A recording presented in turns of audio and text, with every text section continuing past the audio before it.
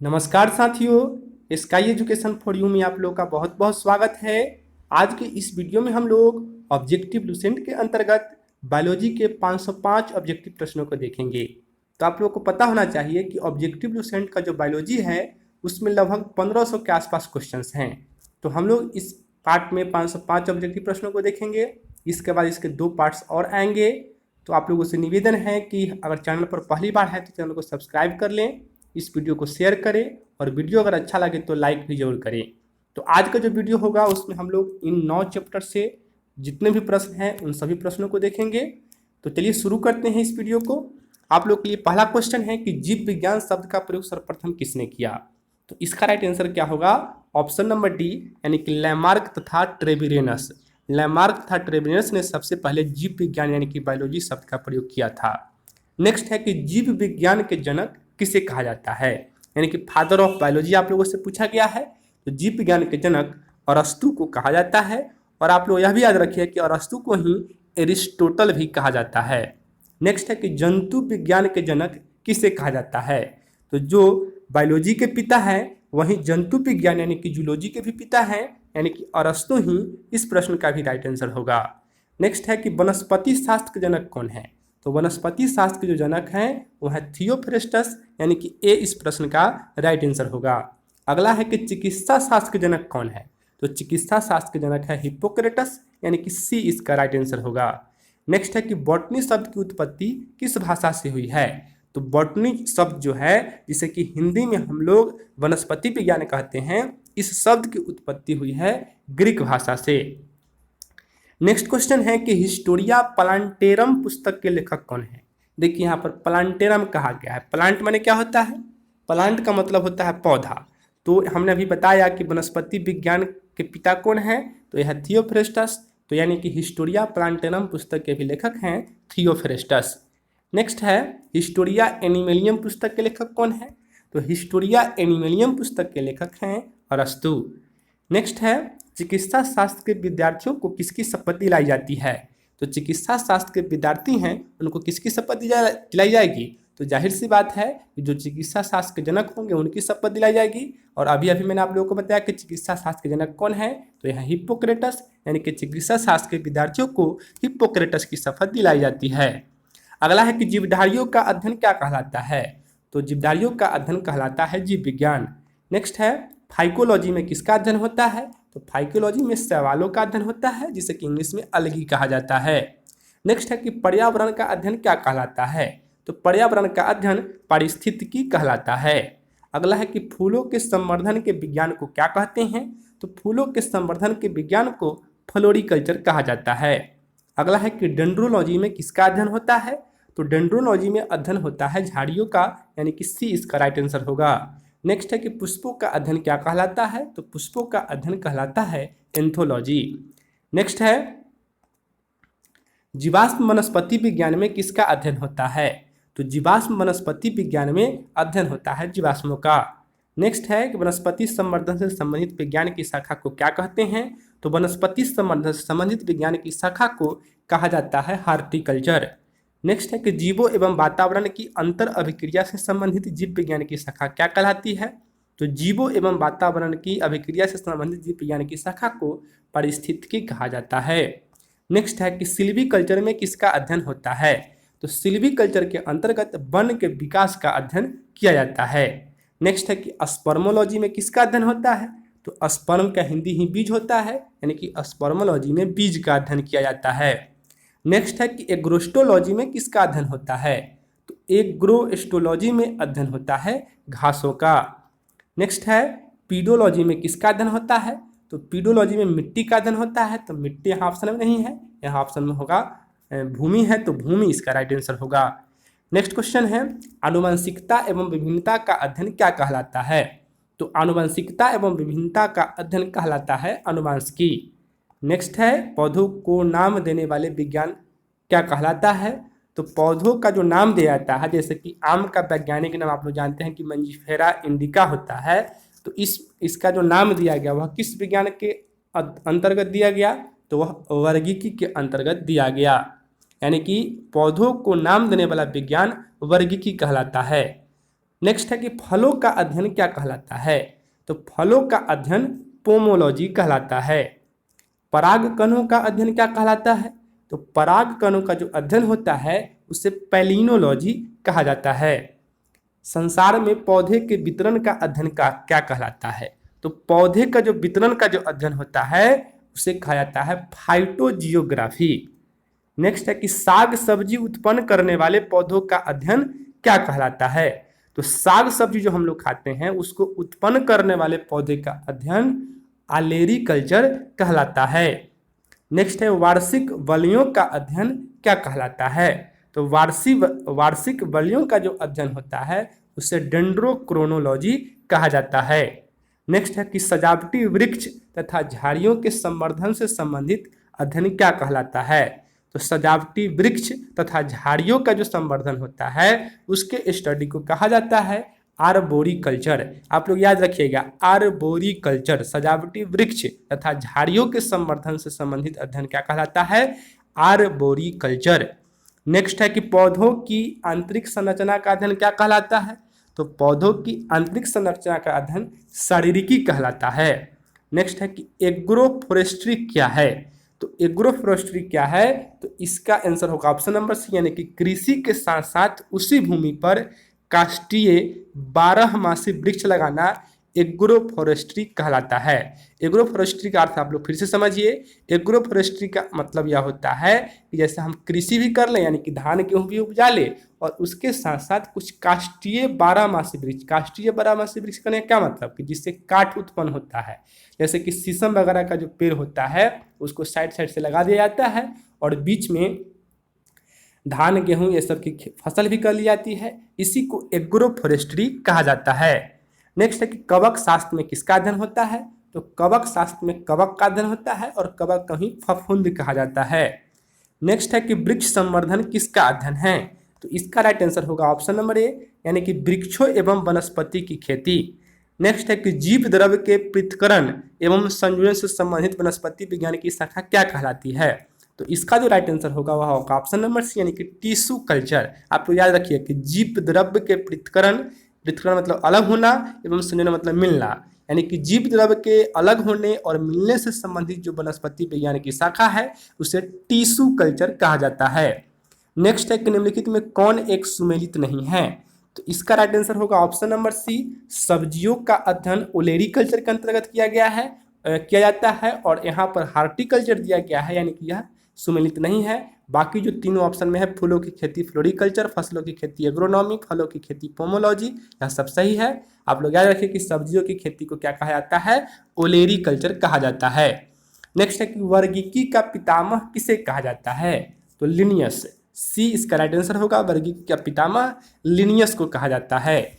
Next है कि द्विनाम पद्धति के प्रतिपादक कौन थे? तो द्विनाम, जैसे कि मनुष्य का वैज्ञानिक नाम होमोसेपियंस है और एक मनुष्य भी है, तो यह द्विनाम पद्धति हुआ ना। तो इसी के प्रतिपादक कौन है यह आपसे पूछा गया है। तो यदि आप लोग चुन रहे हैं लिनियस को तो बिल्कुल सही, लिनियस इसका राइट आंसर होगा। नेक्स्ट है कि वर्गीकरण का प्राकृतिक सिस्टम किस देश के वनस्पति विज्ञानी ने प्रस्तुत किया था? तो वर्गीकरण का जो प्राकृतिक सिस्टम है वह प्रस्तुत किया था स्वीडिश वैज्ञानिक ने। थोड़ी देर पहले मैंने आप लोग को बताया कि वर्गीकरण के जनक कौन है, तो यह है कैरोलस लिनियस। और लिनियस कहाँ के थे? तो यही स्वीडन देश के थे, यानी कि स्वीडिश थे। नेक्स्ट है कि पुष्पी पादपों को किस में रखा गया है?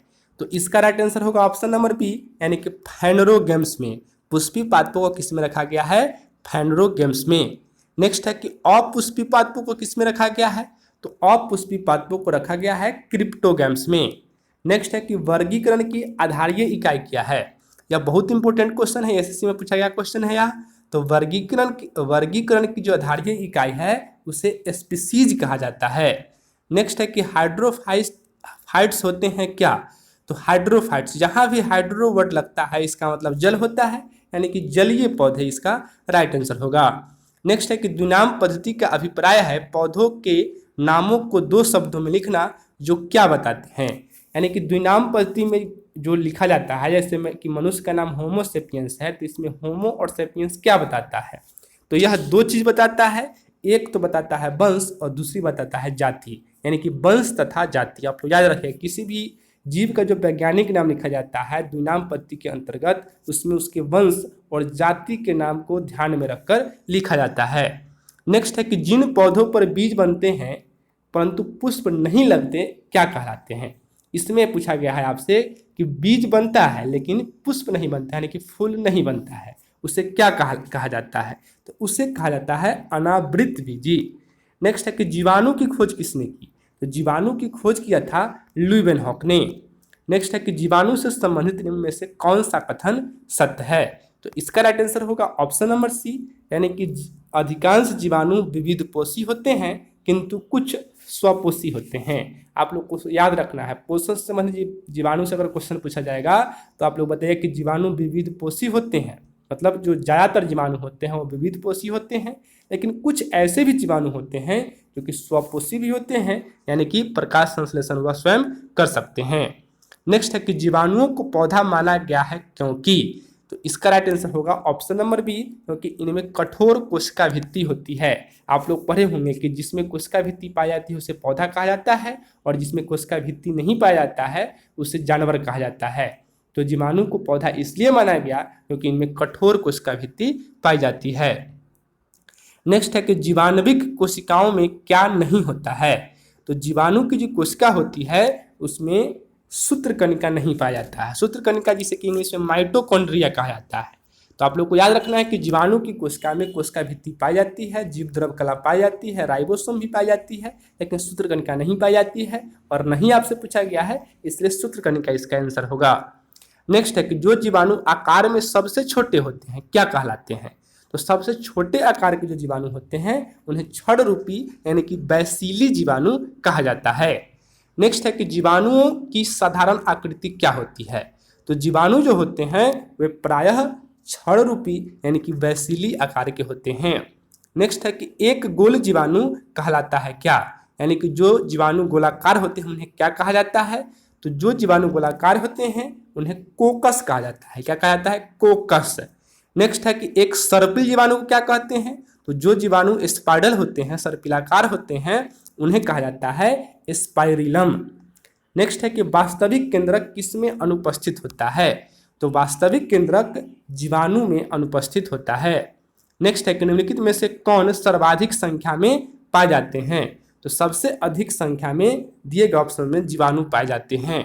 नेक्स्ट है कि बैक्टीरिया में पाया जाने वाला प्रकाश संश्लेषी आशय क्या कहलाता है, तो बैक्टीरिया जिसे कि हिंदी में जीवाणु कहा जाता है उसमें पाए जाने वाले प्रकाश संश्लेषी आशय को वर्णकी लवक कहा जाता है। क्या कहा जाता है, वर्णकी लवक। नेक्स्ट है पास्चर क्यों प्रसिद्ध है, तो पास्चर इसलिए प्रसिद्ध है क्योंकि उन्होंने रोगों की जर्म थ्योरी के सिद्धांत दिया था, यानी कि सी इसका राइट आंसर होगा। नेक्स्ट है कि निम्न में सबसे छोटा कौन है, तो इसमें सबसे छोटा है माइकोप्लाज्मा। अगला है कि जो जीवाणु सीधे ही वायुमंडलीय नाइट्रोजन को नाइट्रोजन के यौगिकों में बदलते हैं क्या कहलाते हैं। इसमें आपसे पूछा गया है कि कुछ जीवाणु ऐसे होते हैं जो वायुमंडलीय नाइट्रोजन को नाइट्रोजन के यौगिक में चेंज कर देते हैं, वे जीवाणु क्या कहलाते हैं, तो इसका राइट आंसर होगा ऑप्शन नंबर सी, यानी कि नाइट्रोजन स्थिरीकारी जीवाणु। अगला है कि मूल ग्रंथिकाएं किसमें पाई जाती है, थोड़ा सा बोरिंग क्वेश्चन है तो आप लोग टेंशन नहीं लीजिएगा, यह सब क्वेश्चन उतना इंपॉर्टेंट भी नहीं है। तो मूल ग्रंथिकाएं जो होती है वह किस में पाई जाती है, तो यह पाई जाती है कुछ लेग्यूमिनस पादपों तथा कुछ अन्य पादपों में भी। तो लेग्यूमिनस पादप में मूल ग्रंथिकाएं पाई जाती है। अगला है कि अधिक नमक वाले अचार में जीवाणु जीवित नहीं रह पाते हैं क्योंकि, आप लोग देखते होंगे कि अचार में नमक अधिक मात्रा में मिला दिया जाता है क्योंकि वह नमक जीवाणु से रक्षा करता है। तो वह कैसे रक्षा करता है, तो इसका कारण यह है कि जो इसमें जीव द्रव कुंचित हो जाते हैं और इस तरह मर जाते हैं। नेक्स्ट है कि मानव की आंत में पाया जाने वाला जीवाणु कौन है, मानव का आंत जो होता है उसमें कौन सा जीवाणु पाया जाता है, ये आपसे पूछा गया है। तो इसका राइट आंसर क्या होगा, इसका राइट आंसर होगा एशेरिचिया कोलाई। एशेरिचिया कोलाई नामक जीवाणु मानव के आंत में पाया जाता है। अगला है कि तपेदिक उत्पन्न करने वाला जीवाणु कौन है, तपेदिक जिसे कि ट्यूबरकुलोसिस भी कहा जाता है। तो ट्यूबरकुलोसिस उत्पन्न करने वाला जीवाणु का नाम है माइकोबैक्टीरियम। भोजन की विषाक्तता उत्पन्न होती है, तो भोजन में जो विषाक्तता उत्पन्न होती है जिसे कि फूड पॉइजन कहा जाता है, यह उत्पन्न किससे होती है, यह उत्पन्न होती है क्लोस्ट्रीडियम बोटुलिनम द्वारा। एक बार फिर से आप लोग सुन लीजिए, भोजन की विषाक्तता किससे उत्पन्न होती है? तो क्लोस्ट्रीडियम बोटुलिनम, यह एक जीवाणु है, इसी के द्वारा भोजन की विषाक्तता उत्पन्न होती है। अगला है कि एंटीबायोटिक्स अधिकांशतः प्राप्त होते हैं। तो ज़्यादातर जो एंटीबायोटिक होते हैं वह जीवाणु से प्राप्त होते हैं। अगला है कि यदि एक जीवाणु कोशिका प्रति 20 मिनट में विभाजित होती है तो 2 घंटों में कितने जीवाणु बनेंगे? इसमें आपसे पूछा गया है कि अगर एक जीवाणु प्रति 20 मिनट में विभाजित होते हैं तो 2 घंटों में कितने जीवाणु बन जाएंगे? तो इसका राइट आंसर क्या होगा? इसका राइट आंसर होगा 64 है। अगला है कि नाइट्रोजन यौगिकीकरण में निम्नांकित में से कौन सी फसल सहायक है? तो नाइट्रोजन यौगिकीकरण जो किया जाता है उसमें सहायक फसल है फलीदार। जो फलीदार फसल होती है वह नाइट्रोजन यौगिकीकरण या फिर नाइट्रोजन स्थिरीकरण में सहायक होती है। अगला है कि नाइट्रोजन स्थिरीकरण में लेग हीमोग्लोबिन का क्या कार्य है? तो इसका आंसर होगा ऑप्शन नंबर ए, यानी कि ऑक्सीजन का अवशोषण करना। नाइट्रोजन स्थिरीकरण जो होता है उसमें लेग हीमोग्लोबिन क्या करता है? ऑक्सीजन का अवशोषण करता है। अगला है कि चाय की पत्तियों में क्यूरिंग में किसका उपयोग होता है? तो चाय की पत्तियों का जो क्यूरिंग किया जाता है उसमें उपयोग किया जाता है जीवाणु का। नेक्स्ट है कि मृदा में धान की पैदावार बढ़ाने वाले मुक्त जीवी जीवाणु कौन सा है? तो मृदा यानी कि मिट्टी में धान की पैदावार को बढ़ाने वाला मुक्त जीवी जीवाणु जो है उसे कहा जाता है एनाबीना। यानी कि एनाबीना यह ऐसा जीवाणु है जो कि धान की पैदावार को बढ़ा देता है। नेक्स्ट है प्रशीतन खाद्य परीक्षण में मदद करता है कौन? प्रशीतन खाद्य परीक्षण में मदद करता है किस प्रकार से? तो यह मदद करता है इस प्रकार से कि जैव रासायनिक अभिक्रिया की दर को कम करके प्रशीतन जो होता है, यानी कि प्रशीतन करने क्या होता है कि ठंडक। तो ठंडक जो होती है खाद्य परीक्षण में मदद किस प्रकार करती है? जैव रासायनिक अभिक्रिया की दर को कम करके। अगला है कि दही जमाने में किसका प्रयोग होता है? तो दही जमाने में लैक्टोबैसिलस नामक जीवाणु का प्रयोग किया जाता है। नेक्स्ट है कि निम्नलिखित में से किसके द्वारा दूध खट्टा होता है? तो दूध खट्टा होता है बैक्टीरिया के द्वारा। अगला है कि निम्न में कौन सा सहजीवी नाइट्रोजन यौगिकीकरण जीवाणु है?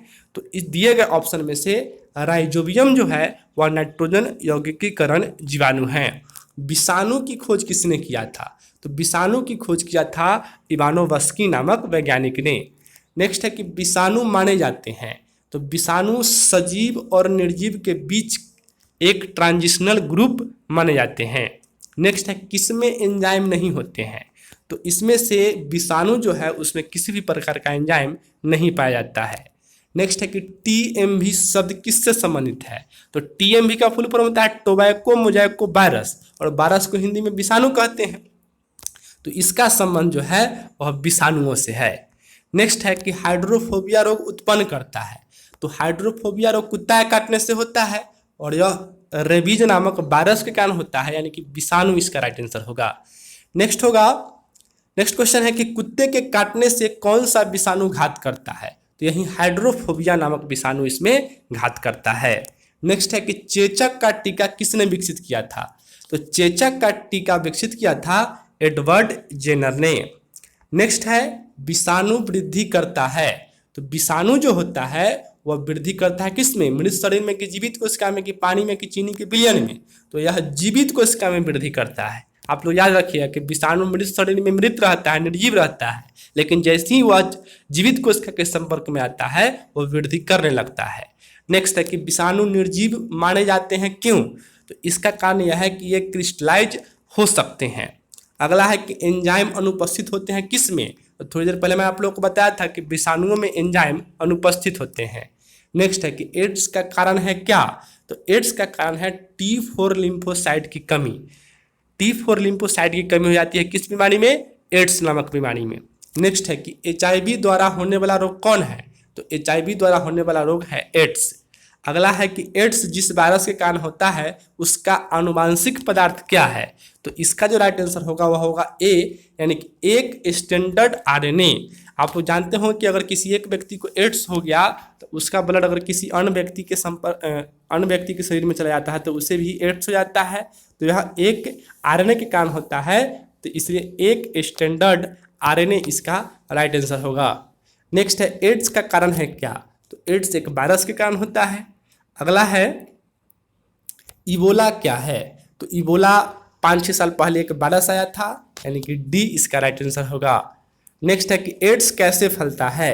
तो एड्स जो है वह शारीरिक संपर्क बनाने से फैलता है। अगला है विषाणु में क्या होता है? तो कोई भी जो विषाणु होता है उसमें पाया जाता है न्यूक्लिक एसिड और प्रोटीन, यानी कि बी इसका राइट आंसर होगा। नेक्स्ट है कि सार्स क्या है? तो सार्स भी एक प्रकार का विषाणु जनित रोग है। नेक्स्ट है खसरा किससे होता है? तो खसरा जो होता है वह विषाणु से होता है। नेक्स्ट है कि निम्न में से कौन सा रोग विषाणु से होता है? तो इसमें से चेचक नामक जो बीमारी है वह विषाणु के कारण होती है। नेक्स्ट है कि जंतुओं में होने वाला फुट एंड माउथ रोग किसके कारण होती है? तो फुट एंड माउथ रोग जो होती है वह विषाणु के कारण ही होती है। नेक्स्ट है कि आलू में मोजेक रोग का कारण है क्या है? तो आलू में मोजेक रोग का कारण भी विषाणु ही है। नेक्स्ट है कि शैवाल की कोशिका भित्ति किससे बनी होती है? तो शैवाल की कोशिका भित्ति सेलुलोज की बनी होती है।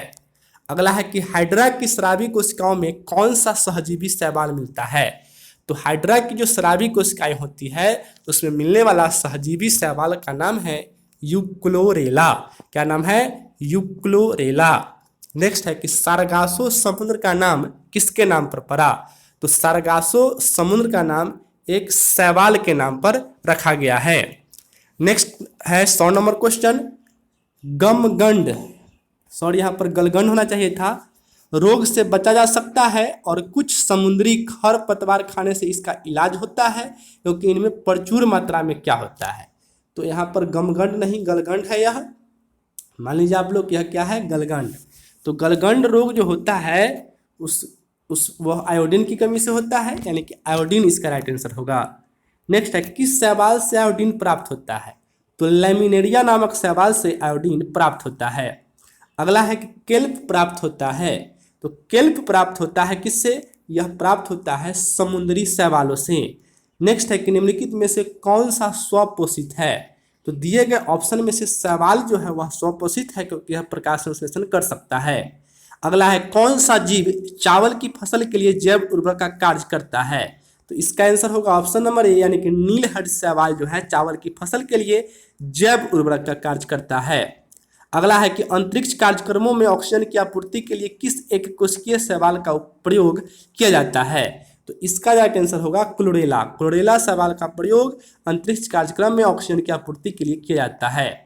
अगला है कि लाल सागर का रंग लाल किसके कारण होता है? तो लाल सागर का रंग जो लाल है वह एक शैवाल के कारण है। अगला है कि एगार एगार किससे प्राप्त होता है? तो यह शैवाल से प्राप्त होता है। नेक्स्ट है कि वनस्पति जगत के गैर हरित विषम पोषित पौधे कौन से होते हैं? तो इसका आंसर होगा ऑप्शन नंबर बी, यानी कि फंजाई। फंजाई से कि हिंदी में कवक कहा जाता है। यह गैर हरित यानी कि यह प्रकाश संश्लेषण नहीं कर सकता है, क्योंकि इसमें क्लोरोफिल नहीं पाया जाता है। नेक्स्ट है कवक की कोशिका भित्ति किससे बनी होती है? तो कवक की कोशिका भित्ति काइटिन व हेमिसेलुलोज की बनी होती है। अगला है कवकों द्वारा रिजर्व भोज्य पदार्थ किस रूप में संचित होते हैं? तो कवक अपना भोजन को ग्लाइकोजन के रूप में संचित करके रखते हैं। अगला है कि सभी कवक सदैव होते हैं। तो जो भी कवक होते हैं वह विविध पोषी होते हैं। अगला है कि माइकोराइजा सहजीवी संबंध होता है। तो माइकोराइजा किसके बीच सहजीवी संबंध होता है यह आपसे पूछा गया है। तो इस याद रखना है आप लोगों को कि कवकों तथा उच्च पौधों की जड़ों के बीच का जो सहजीवी संबंध होता है उसे माइकोराइजा सहजीवी संबंध कहा जाता है। अगला है कि वृक्षों की छाल पर उगने वाले कवक क्या कहलाते हैं? तो जो कवक वृक्षों की छाल पर उगते हैं उन्हें कहा जाता है कोर्टिकोलस। अगला है कि गोबर पर उगने वाले कवक क्या कहलाते हैं? तो जो गोबर पर कवक उगते हैं उन्हें क्रोपोफिलस कहा जाता है। अगला है कि निम्न में किसमें क्लोरोफिल नहीं होता है? तो इसमें से कवक में किसी भी प्रकार का क्लोरोफिल नहीं पाया जाता है। नेक्स्ट है कि आलू का लेट ब्लाइट उत्पन्न होता है किससे? तो आलू में एक बीमारी है लेट ब्लाइट जो कि उत्पन्न होती है फाइटोप्थोरा इन्फेस्टेंस के द्वारा। अगला है कि डबल रोटी के निर्माण में काम आने वाला कवक कौन है? तो डबल रोटी के निर्माण में काम आने वाला कवक का नाम क्या है? इसका नाम है सैक्रोमाइसिस सेरेवेसी। नेक्स्ट है कि पेनिसिलियम क्या है? तो पेनिसिलियम एक प्रकार का कवक है। नेक्स्ट है कि पेनिसिलिन की खोज किसने किया था? तो पेनिसिलिन की खोज किया था अलेक्जेंडर फ्लेमिंग ने। अर्गोट किससे प्राप्त होता है? तो अर्गोट प्राप्त होता है क्लेविसेप्स से। नेक्स्ट है कि औद्योगिक स्तर पर पेनिसिलिन किससे प्राप्त किया जाता है? तो औद्योगिक स्तर पर पेनिसिलिन जो है वह प्राप्त किया जाता है पेनिसिलियम ट्राइसोजेनम से। अगला है कि जब गेहूं के गूंथे हुए आटे में ईस्ट कोशिकाएं मिलाई जाती है तो डबल रोटी कोमल और छिद्रयुक्त हो जाती है, क्योंकि? तो इसका आंसर क्या होगा? इसका आंसर होगा कि CO2 का उत्पादन कर रोटी को स्पंजी बनाया जाता है। देखिए, जब गेहूं के गूंथे हुए आटे में ईस्ट कोशिकाएं मिलाई जाती है तो वहाँ पर CO2 का उत्पादन होता है और रोटी जो होती है वह स्पंजी यानी कि मुलायम बनती है। नेक्स्ट है कि ईस्ट में कायिक जनन होता है। तो ईस्ट एक जीव है जिसमें कायिक जनन मुकुलन द्वारा होता है।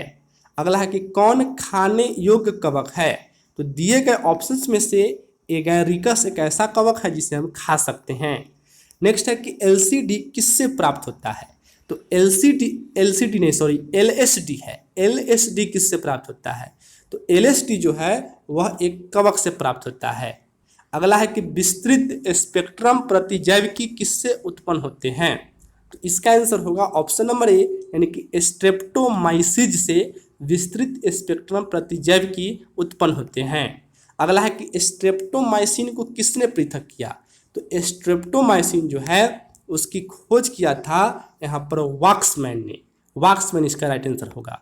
नेक्स्ट है कि टिक्का रोग किस में होता है? तो मूंगफली में। याद रखिएगा, मूंगफली जब भी खाई याद रखिए टिक्का रोग उसमें हो जाता है। नेक्स्ट है गन्ने में लाल सड़न रोग किसके द्वारा उत्पन्न होता है? तो गन्ना देखे होंगे उसके जो बीच का जो एरिया होता है उसमें रेड कलर हो जाता है, तो उसी को लाल सड़न रोग इंग्लिश में रेड रॉट डिजीज कहते हैं। तो इसके उत्पन्न होने का कारण क्या है? एक कवक है।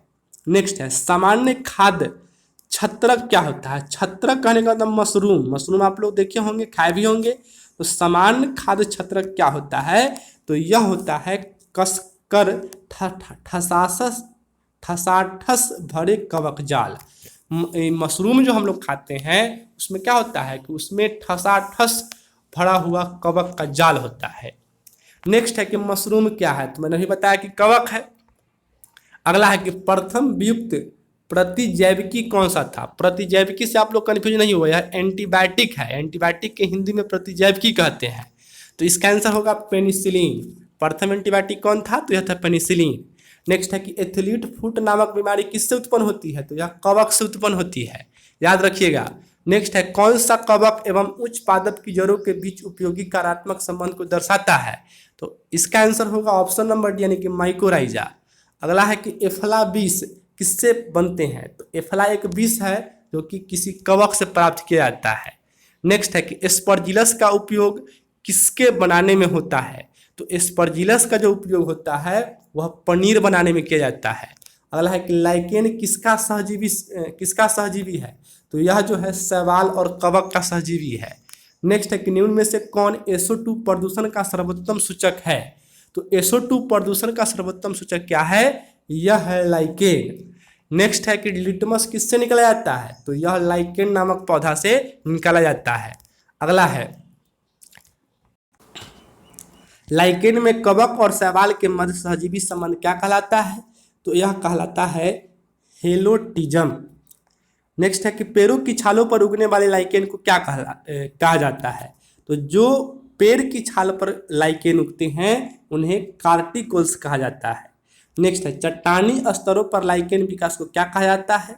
तो जो लाइकेन चट्टान पर उगते हैं उन्हें सेक्सिकल्स कहा जाता है। नेक्स्ट है जापान में लोग किस लाइकेन को सब्जी के रूप में खाते हैं? तो जापान के जो निवासी होते हैं वह सब्जी के रूप में खाते हैं इंडोकार्पन नामक शैवाल को। नेक्स्ट है कि मिर्गी की औषधि किस लाइकेन से प्राप्त होती है? तो मिर्गी की जो औषधि होती है वह परमेलिया नामक लाइकेन से प्राप्त होता है। नेक्स्ट है वनस्पति जगत में निम्नलिखित में से किसको जल स्थल यानी कि उभयचर कहते हैं? तो उभयचर कहा जाता है ब्रायोफाइटा को। अगला है कि जड़ के स्थान पर मूलाभास यानी कि राइजोइड्स पाया जाता है किसमें? तो जड़ के स्थान पर मूल आभास पाए जाते हैं ब्रायोफाइट्स में। अगला है कि ब्रायोफाइट्स में सम्मिलित है, तो ब्रायोफाइट्स में क्या सम्मिलित है? तो ये सम्मिलित है लिवरवर्ट एवं मॉस। अगला है कि बीजों की प्रकृति किसमें उत्पन्न हुई? तो बीजों की जो प्रकृति है वह उत्पन्न होती है टेरिडोफाइट्स में। अगला है कि जलीय फर्न जिसे जैव उर्वरक के रूप में प्रयुक्त किया जाता है वह क्या है? तो जलीय फर्न जो होता है वह एक एजोला नाम का एक कवक है।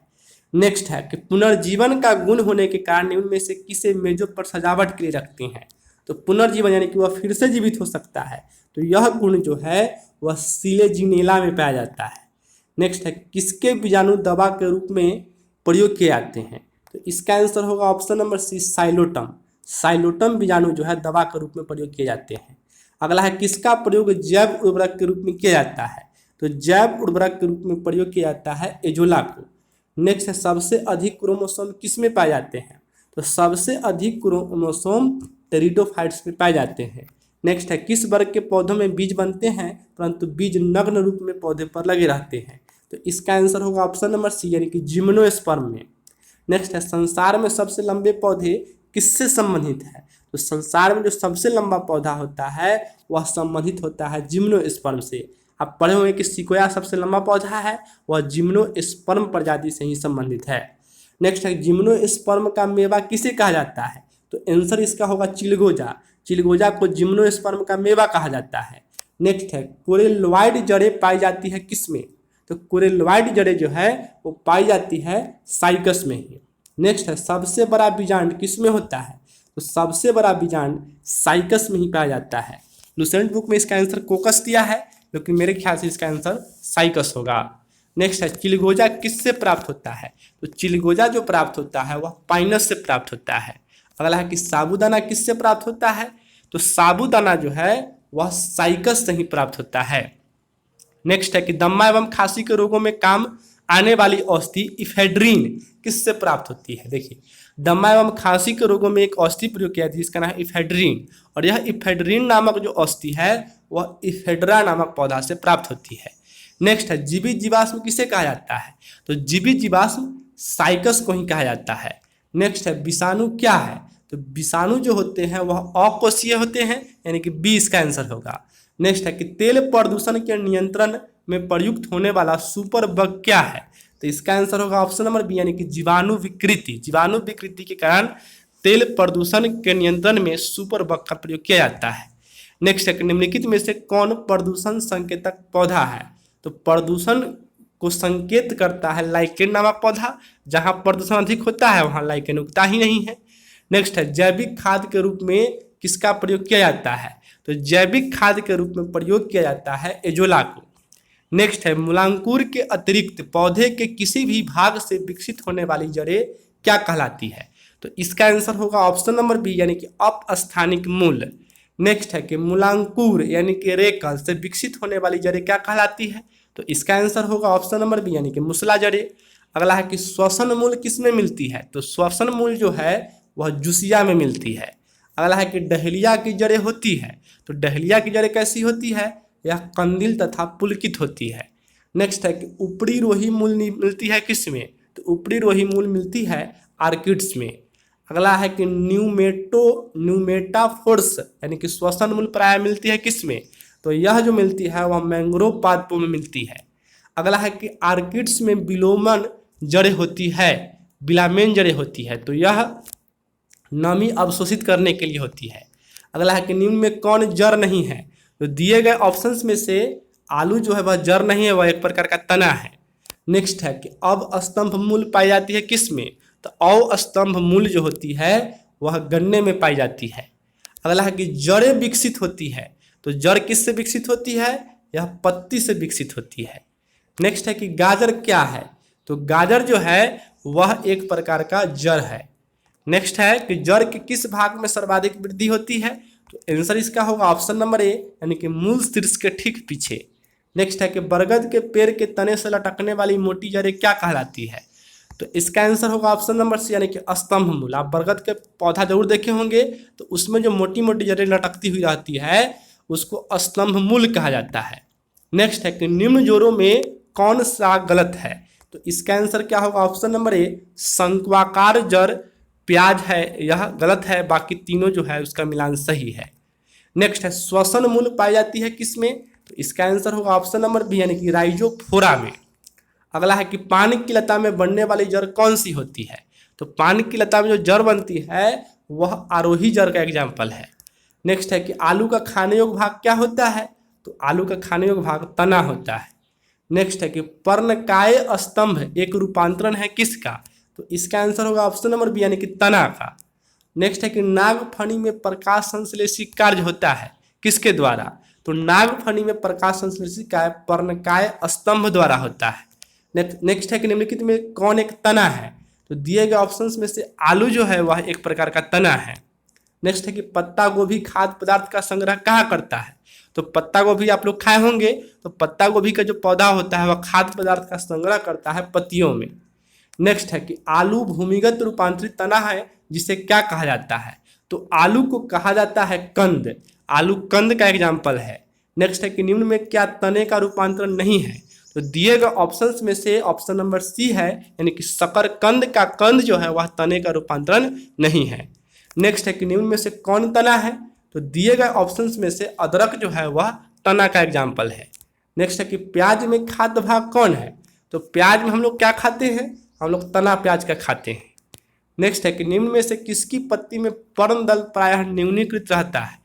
तो इसका आंसर होगा ऑप्शन नंबर डी यानी कि शुष्कोद्भिद। शुष्कोद्भिद पौधा जो होता है उसमें पर्णदल प्रायः न्यूनीकृत होता है। नेक्स्ट है कि कैक्टस में शूल किसका रूपांतरण है? तो कैक्टस में जो शूल होता है वह पत्ता का रूपांतरण है। अगला है कि वे पौधे जिनमें कभी पुष्प नहीं बनते हैं क्या कहलाते हैं? तो जिनमें पुष्प कभी भी नहीं बनते हैं उसे क्रिप्टोगेम्स कहा जाता है। अगला है कि पूर्ण पुष्प में क्या पाया जाता है? तो पूर्ण पुष्प जो होता है उसमें सभी चारों चक्र पाए जाते हैं। सभी चक्र, चारों चक्र कहने का मतलब कि बाह्य दलपुंज, पुमंग, जयांग, इसमें चारों चीज पाया जाता है। नेक्स्ट है कि पुष्प के जनन चक्र कौन है? तो इसका आंसर होगा ऑप्शन नंबर यानी कि पुमंग एवं जयांग। नेक्स्ट है कि निम्न में कौन सा एक उभयलिंगी फूलों के बारे में सही है? तो इसका आंसर होगा ऑप्शन नंबर बी, उनमें पुंकेसर और अंडप दोनों होते हैं। नेक्स्ट है कि कुरुंजी पुष्प के 12 वर्ष में एक बार खिलने का कारण क्या है? देखिए एक पुष्प है, एक फूल है जिसका नाम है कुरुंजी, यह 12 वर्ष में केवल एक बार ही खिलता है। तो इसका कारण है फ्लोरिजन स्राव। नेक्स्ट है कि संसार का सबसे छोटा पुष्प कौन है? तो वुल्फिया संसार का सबसे छोटा पुष्प यानी कि फूल है। नेक्स्ट है कि फूलगोभी में पौधे का उपयोगी भाग कौन है? तो इसका आंसर होगा ऑप्शन नंबर सी यानी कि ताजा पुष्प समूह। तो आगे बढ़ने से पहले मैं आप लोगों को कहना चाहता हूं कि हमने पूरा प्रयास किया है कि किसी भी क्वेश्चन का आंसर गलत नहीं हो। फिर भी अगर किसी प्रश्न का आंसर गलत हुआ हो तो आप लोग कमेंट करके जरूर बताइएगा कि कौन सा प्रश्न का आंसर आप लोगों को गलत लग रहा है। कमेंट बॉक्स में उसको सुधारने का प्रयास करूंगा या फिर मैं उसका सही जानकारी देने का प्रयास करूंगा। तो हम लोग आगे बढ़ते हैं। अगला है कि विश्व का सबसे बड़ा पुष्प कौन है? तो विश्व का सबसे बड़ा पुष्प जो है उसे रेफलेसिया नाम दिया गया है। नेक्स्ट है कि जीवन चक्र की दृष्टि से पौधे का सबसे महत्वपूर्ण अंग कौन है? तो जीवन चक्र की दृष्टि से पौधे का सबसे महत्वपूर्ण अंग है पुष्प। अगला है कि परागकोश से वर्तिकाग्र तक पराग का स्थानांतरण क्या कहलाता है? तो इसका आंसर होगा ऑप्शन नंबर बी यानी कि परागन। नेक्स्ट है कि एनीमोफिली परागन किसके द्वारा होता है? तो एनीमोफिली परागन जो होता है वह वायु के द्वारा होता है।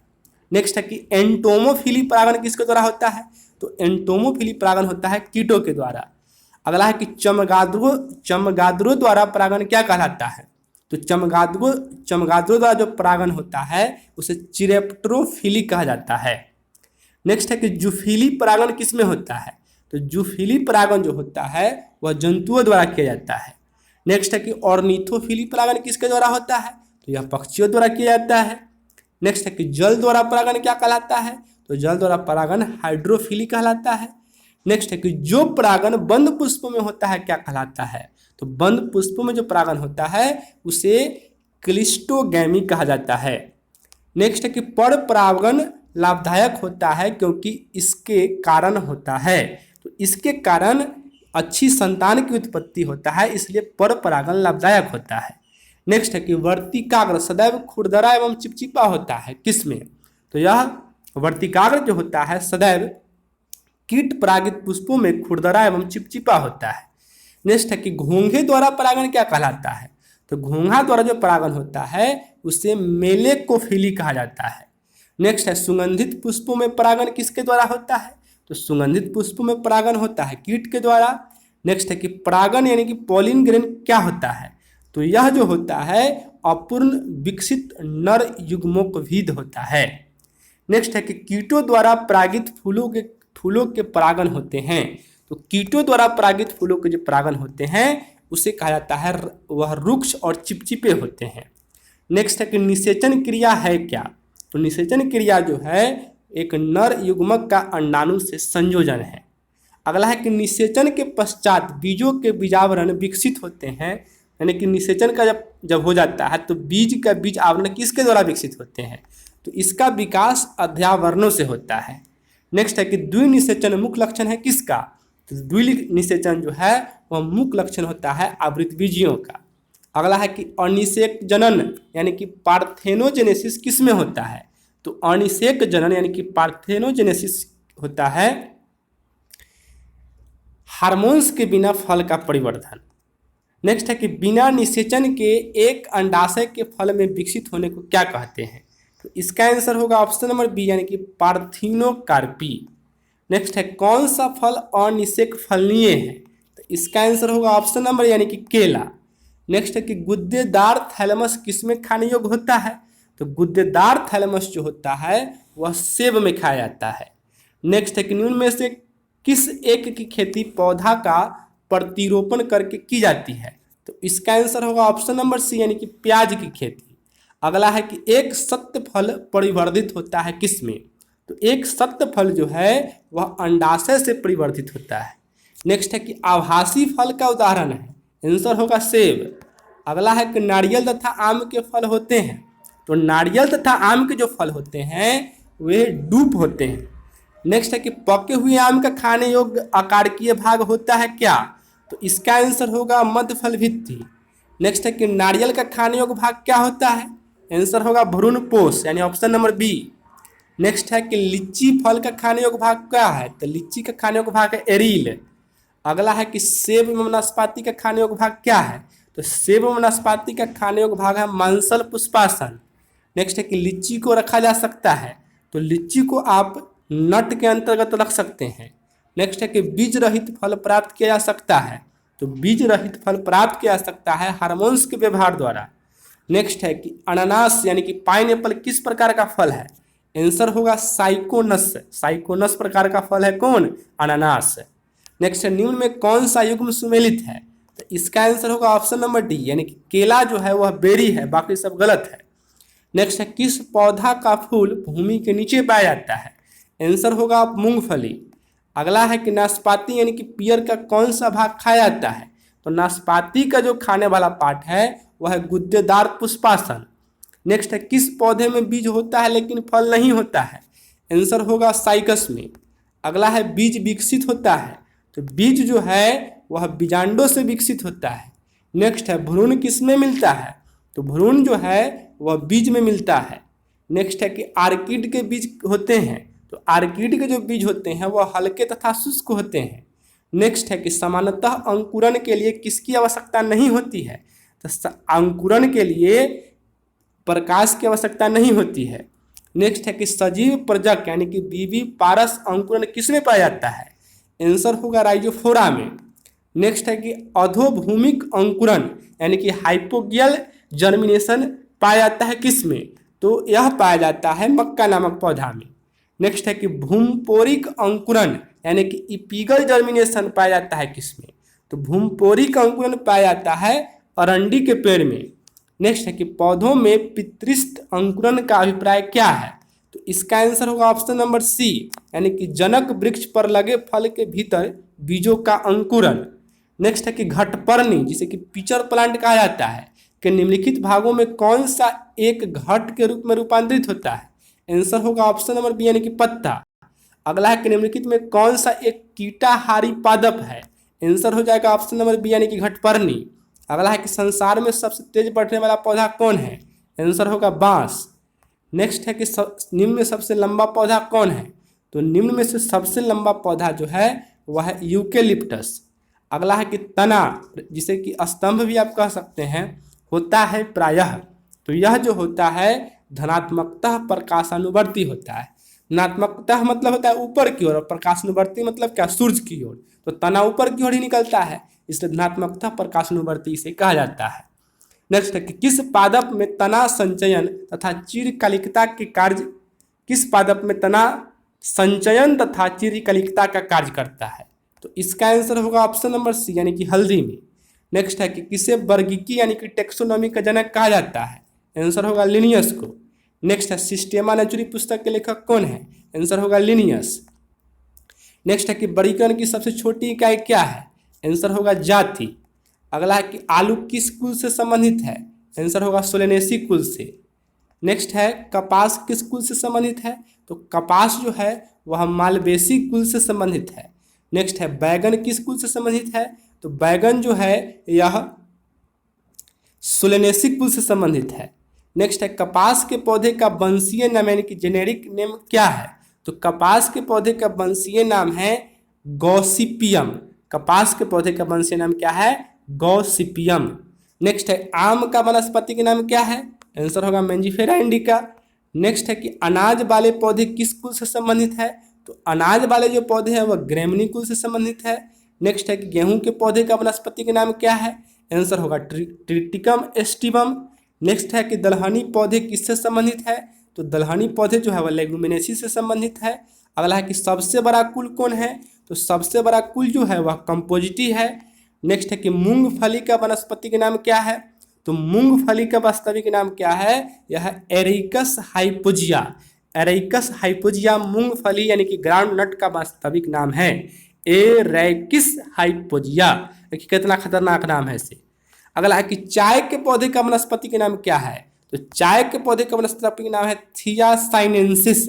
याद रखिएगा आपको, थियासाइनेंसिस चाय के पौधे का वनस्पति के नाम है। नेक्स्ट है कि तेल बीज वाली फसल किससे संबंधित है? आंसर हो जाएगा ऑप्शन नंबर बी यानी कि क्रूसीफेरी से। नेक्स्ट है मटर क्या है? तो मटर जो है एक प्रकार का शाक है। नेक्स्ट है कि सबसे लंबा जीवित वृक्ष कौन है? आंसर होगा सिकुआ, जिसे कि सिकोया भी कहा जाता है।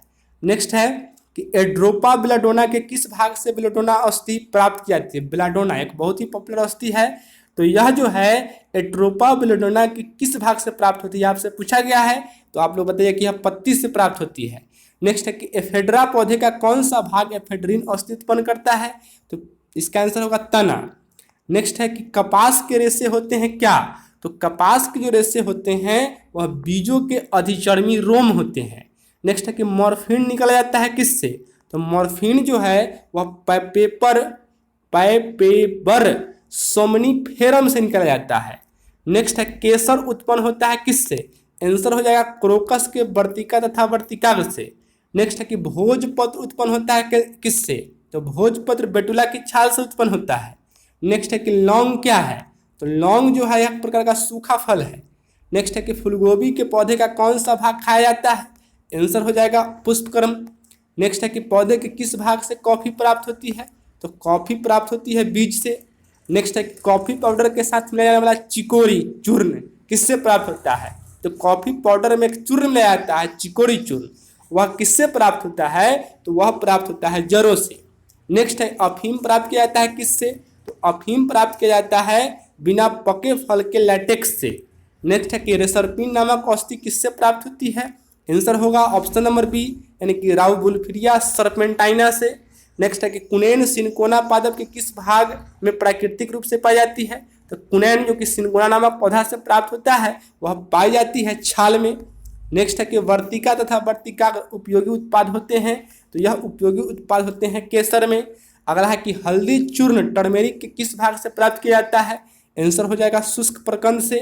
नेक्स्ट है कि निम्न में से कौन एक मानव निर्मित धान्य है? आंसर हो जाएगा ऑप्शन नंबर बी यानी कि ट्रिटिकेल। अगला है कि विटामिन सी का सबसे अच्छा स्रोत क्या है? आंसर हो जाएगा आंवला। अगला है कि तंबाकू की पत्तियों में क्या होता है? आंसर होगा निकोटीन। नेक्स्ट है कि उच्च रक्तदाब को रोकने हेतु औषधि प्राप्त होती है किससे? इसका आंसर होगा किराऊ गुल्फिया जाति से। नेक्स्ट है कि भारत की प्रमुख दाल फसल कौन है? तो भारत की प्रमुख धान्य फसल है चावल। अगला है कि दालें किसका एक अच्छा स्रोत होती है? तो दाल प्रोटीन का अच्छा स्रोत होती है। नेक्स्ट है कि किस वनस्पति खाद्य में अधिकतम प्रोटीन होता है? आंसर होगा सोयाबीन, इसमें 46% प्रोटीन पाया जाता है। नेक्स्ट है निम्न देशों में से कौन सा पौधे के तने का उत्पाद नहीं है? आंसर हो जाएगा ऑप्शन नंबर डी यानी कपास। नेक्स्ट है कि सिनकोना की छाल से प्राप्त औषधि को मलेरिया उपचार के लिए प्रयुक्त किया जाता था। जिस कृत्रिम औषधि ने इस प्राकृतिक उत्पाद को प्रतिस्थापित किया वह कौन है? तो इसका आंसर क्या हो जाएगा? क्लोरोमाइस्टिन, सॉरी क्लोरोमाइस्टिन नहीं, क्लोरोक्विन। क्लोरोक्विन नामक जो है एक नया औषधि है जो कि सिनकोना की छाल से प्राप्त होने वाला औषधि यानी कि कुनैन जो प्राप्त किया जाता था उसका स्थान लिया है। नेक्स्ट है कौन सी फसल मृदा को नाइट्रोजन से भरपूर कर देती है? तो इसका आंसर क्या होगा? ऑप्शन नंबर डी यानी कि मटर। नेक्स्ट है कि इस पेड़ की छाल मसाले के रूप में प्रयोग की जाती है। तो ये दिए गए ऑप्शंस में से दालचीनी का जो छाल है वह मसाले के रूप में प्रयोग की जाती है। नेक्स्ट है कि तारपीन का ताल किससे प्राप्त किया जाता है? तो तारपीन का तेल जो है वह चीर नामक पौधा से प्राप्त किया जाता है। नेक्स्ट है कि मसाला लौंग कहाँ से प्राप्त किया जाता है? तो यह जो है फूल की कली से प्राप्त किया जाता है। नेक्स्ट है कि हशीश पौधे से प्राप्त की जाती है, यह बताइए कि वह पौधे के किस भाग से प्राप्त की जाती है? तो हशीश जो है तने और नर पुष्पक्रम के निःस्राव से प्राप्त की जाती है। नेक्स्ट है कि बांस को किस में वर्गीकृत किया गया है? तो बांस एक प्रकार का घास है। आप लोग याद रखिए कि बांस क्या है? घास है। अगला है कि धनिया में उपयोगी अंश होता है। तो धनिया का जो उपयोगी अंश होता है या तो हम लोग उसके पत्ते को खाते हैं और नहीं तो सूखे फल को खाते हैं। सॉरी, पत्ता और सूखा फल ऑप्शन नंबर सी में है, तो सी इसका आंसर होगा। नेक्स्ट है कि जैव ईंधन किसके बीज से प्राप्त होते हैं? तो जैव ईंधन जो है वह जट्रोफा के बीज से प्राप्त होते हैं। नेक्स्ट है कि किस पादप को शाकीय भारतीय डॉक्टर कहा जाता है? मेरे ख्याल से इसका आंसर होगा ऑप्शन नंबर डी तुलसी। यहाँ पर लुसेंट में इसका आंसर कुछ और दिया गया है। आप लोगों को क्या लगता है कमेंट करके बताइएगा कि शाकीय भारतीय डॉक्टर कहा जाता है किसे? नेक्स्ट है कि गाजर का रंग किसके कारण होता है? तो गाजर का जो रंग होता है लाल वह कैरोटीन के कारण होता है। नेक्स्ट है कि मिर्च की तीक्ष्णता का कारण क्या है? तो मिर्च जो होता है उसमें तीक्ष्णता का कारण है कैप्साइसिन की उपस्थिति। नेक्स्ट है कि क्रिकेट के बल्ले के लिए किस लकड़ी का प्रयोग किया जाता है? तो आप लोग याद रखिए कि क्रिकेट का जो बल्ला बनता है वह सेलिक्स परप्यूरिया नामक लकड़ी से बनता है। नेक्स्ट है कि फलीदार पादपों की जड़ों में उपस्थित गांठों में पाए जाने वाले नेत्रजन स्त्रीकरण जीवाणु हैं। तो ये क्या है? यह है सहजीवी। नेक्स्ट है कि 5 जगत वर्गीकरण किसने किया था? तो व्हिटकर ने किया था 5 जगत वर्गीकरण। नेक्स्ट है केसर मसाला किससे तैयार किया जाता है? केसर जो है वह वर्तिकाग्र से प्राप्त किया जाता है। अगला कि चंदन के पेड़ को क्या माना जाता है? तो चंदन के पेड़ को माना जाता है आंशिक मूल परजीवी। अगला है कि दालें पादपों के किस कुल से प्राप्त होती है? तो दालें जो होती है वह लेगुमिनेसी कुल से प्राप्त होती है। नेक्स्ट है कि पत्तियों के लाल रंग और पीला रंग किसके कारण होती है? तो इसका आंसर होगा कैरोटीनॉइड के कारण। नेक्स्ट है कि गेहूं, जौ, नींबू, राई, नारंगी और बाजरा संबंधित है किससे? तो यह संबंधित है 3 पादप परिवारों से। नेक्स्ट है वर्गीकरण की कार्लोस प्रणाली कैसी है? तो यह जो है वह द्विपद है। कार्लोस लिनियस ने जो वर्गीकरण की प्रणाली शुरू की इसमें द्विपद है, यानी कि इसमें 2 चीज़ों का ध्यान रखा जाता है, एक तो है उसका वंश और दूसरा है जाति। नेक्स्ट है कि परासरण की परिभाषा क्या है? आंसर होगा ऑप्शन नंबर सी, अर्धपारगम कला में होकर कम से अधिक सांद्रता की ओर विलायक का प्रवाह। नेक्स्ट है कि अधिक लवण वाले विलयन में एक कोशिका को रखने पर वह सिकुड़ जाती है क्योंकि? इसका आंसर होगा ऑप्शन नंबर बी, जल बाह्य परासरण द्वारा बाहर निकल जाता है। नेक्स्ट है कि यदि एक कोशिका आकार में न्यूनीकृत होती है जब यह एक विलयन में तब रख दी जाती है, ऐसा विलयन होता है क्या? तो इसका आंसर होगा ऑप्शन नंबर बी यानी कि हाइपरटोनिक। नेक्स्ट है कि एक कोशिका आयतन में बढ़ती है जब यह रखी जाती है, इसका आंसर होगा ऑप्शन नंबर सी यानी कि एक अल्प पराशरी विलयन में। नेक्स्ट है बीज फूलते हैं जब जल में रखे जाते हैं, इसका आंसर होगा अंतः शोषण के कारण। बीज को जब जल में रखा जाता है तो उसमें अंतः शोषण होता है, इसका आंसर फूल जाते हैं। नेक्स्ट है कि लकड़ी के बने दरवाजे का वर्षा ऋतु में फैलना होता है, तो इसका कारण क्या है? ऑप्शन नंबर बी अंतः शोषण। नेक्स्ट है कि उर्वरकों का अतिरिक्त मात्रा में प्रयोग पौधों की मृत्यु का कारण बनता है, क्यों? तो इसका कारण है कि बाह्य परासरण। नेक्स्ट है कि पौधों में जल का परिवहन किसके द्वारा होता है? तो जल का परिवहन जाइलम के द्वारा होता है। नेक्स्ट है कि भूमि में पौधों की जड़ों के लिए उपलब्ध जल होता है, तो जल जो होता है वह केशिका जल होता है। नेक्स्ट है कि पौधों की वृद्धि के लिए कितने आवश्यक तत्वों की जरूरत होती है? आंसर होगा ऑप्शन नंबर सी यानी कि 16 तत्वों की आवश्यकता होती है। नेक्स्ट है कि धान का खड़ा रोग या लघुपत रोग किस तत्व की कमी से होती है? आंसर होगा जस्ता की कमी से होती है। नेक्स्ट है कि फूलगोभी का बीटल रोग जिसे कि व्हाइट व्हिप टेल की कहा जाता है, किस तत्व की कमी से होती है? तो फूलगोभी का जो बीटल रोग होता है वह मोलिब्डेनम की कमी से होती है। MO कहने का मतलब है मोलिब्डेनम। नेक्स्ट है कि पत्तियों की हरिमहीनता किसकी कमी से होती है? तो पत्तियों की हरिमहीनता रोग जो है वह होती है मैग्नीशियम की कमी से। नेक्स्ट है कि पौधों में वाष्पोत्सर्जन किसकी प्रक्रिया है? इसका आंसर होगा ऑप्शन नंबर बी यानी कि जल हानि। अगला है कि जल बिंदुओं के रूप में जल की हानि क्या कहलाता है? आंसर होगा बिंदु स्राव। नेक्स्ट है कि वाष्पोत्सर्जन में होता है, तो वाष्पोत्सर्जन में क्या होता है? पत्तियों से पानी वाष्प के रूप में निकलती है। नेक्स्ट है कि वाष्पोत्सर्जन मापी यंत्र कौन है? आंसर हो जाएगा पोटोमीटर। नेक्स्ट है कि पौधों में वाष्पोत्सर्जन की क्रिया किस में होती है? तो इसका आंसर क्या हो जाएगा? ऑप्शन नंबर डी यानी कि पूरा पौधा में ही वाष्पोत्सर्जन होता है। आप लोग सोचते होंगे कि सिर्फ पत्ती में होता है, ऐसा नहीं है। नेक्स्ट है कि वह दशा जिसमें वाष्पोत्सर्जन अधिक तेजी से होती है, तो यह क्या होती है? निम्न नमी व ऊंचा तापमान। जब कम नमी होगी और तापमान ज़्यादा होगा तो वाष्पोत्सर्जन की क्रिया अधिक तेजी से होगी। नेक्स्ट है कि पत्तियों के दो मुख्य कार्य होते हैं, तो पत्ती के दो मुख्य कार्य हैं प्रकाश संश्लेषण करना व वाष्पोत्सर्जन करना। नेक्स्ट है कि पौधों में होने वाली क्रियाओं में से एक जो इनका तापमान कम कर सकती है होती है, तो इसका आंसर होगा वाष्पोत्सर्जन। वाष्पोत्सर्जन से पौधों की तापमान कमी होती है। नेक्स्ट है कि जिस क्रिया के फलस्वरूप पौधों में ऑक्सीजन का निकास एवं कार्बन डाइऑक्साइड का अवशोषण होता है वह क्या कहलाता है? आंसर हो जाएगा ऑप्शन नंबर ए यानी कि प्रकाश संश्लेषण। नेक्स्ट है कि प्रकाश संश्लेषण के लिए निम्न में किसकी जरूरत होती है? तो प्रकाश संश्लेषण के लिए दिए गए ऑप्शंस में से इनमें सभी की जरूरत पड़ती है। नेक्स्ट है कि प्रकाश संश्लेषण क्रिया में क्या बाहर निकलता है? तो प्रकाश संश्लेषण की जो क्रिया होती है उसमें ऑक्सीजन गैस बाहर निकलती है। नेक्स्ट है कि निम्नलिखित में से कौन सा कथन असत्य है? तो इसका आंसर होगा ऑप्शन नंबर सी कि प्रकाश संश्लेषण में O2 का उपयोग होता है। यह बात बिल्कुल गलत है, प्रकाश संश्लेषण में CO2 का उपयोग होता है।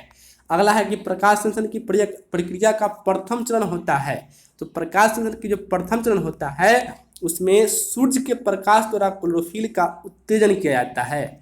नेक्स्ट है कि प्रकाश संश्लेषण की दर सबसे तेज किस रंग में होती है? इसका आंसर होगा लाल रंग के प्रकाश में। नेक्स्ट है कि प्रकाश संश्लेषण की दर सबसे कम किस में होती है? आंसर होगा बैगनी रंग के प्रकाश में। नेक्स्ट है कि हरे रंग का पदार्थ कौन है जो पौधों में प्रकाश संश्लेषण करता है? आंसर हो जाएगा option number A chlorophyll. Next है कि प्रकाश संश्लेषण होता है, तो प्रकाश संश्लेषण जो होता है वो केवल दिन में होता है।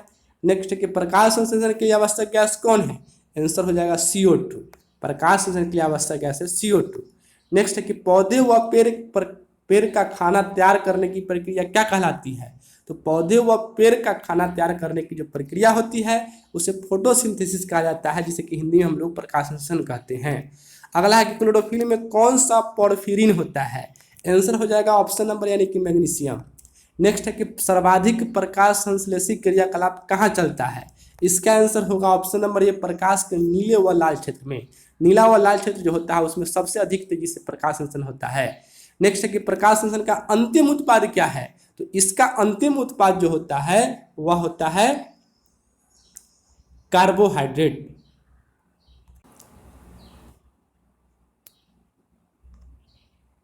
देखिए इसका आंसर गलत लग रहा है, इसका आंसर कार्बोहाइड्रेट नहीं, मेरे ख्याल से ऑक्सीजन होना चाहिए।